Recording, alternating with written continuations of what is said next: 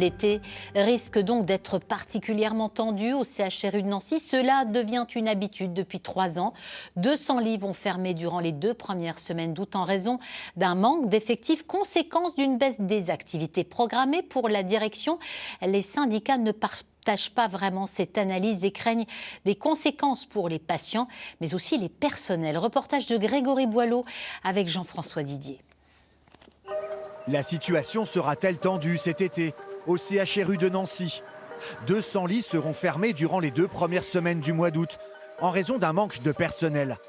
Un scénario qui se reproduit depuis 3 ans à la même période et qui inquiète les syndicats. Il y a des impacts réels sur la prise en charge des patients. Quand on a besoin de lits, parfois les séjours c'est court, faut quand même le dire. Les séjours c'est court.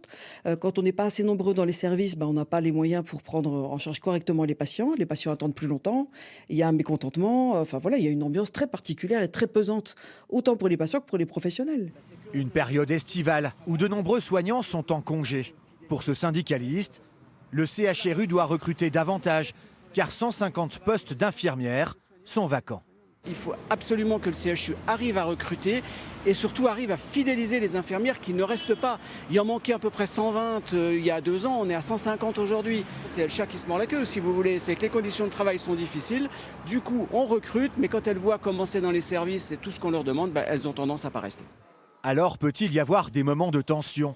Pour la direction du CHRU, l'été correspond à une baisse d'activité programmée et tout sera mis en place pour éviter des dysfonctionnements. Nous, on a des leviers spécifiques internes en termes d'organisation au sein du CHRU de Nancy, mais également au niveau du territoire avec nos établissements de santé, Lunéville, tout le Pont-à-Mousson, mais également avec les professionnels de ville. Donc on a des organisations et des leviers pour nous permettre de faire face à ces fermetures de lits. Évidemment, il y aura de la tension, mais il y a de la tension tout le temps au CHRU de Nancy. Ce n'est pas spécifique à cet été et ce n'est pas spécifique non plus à ces fermetures de lits.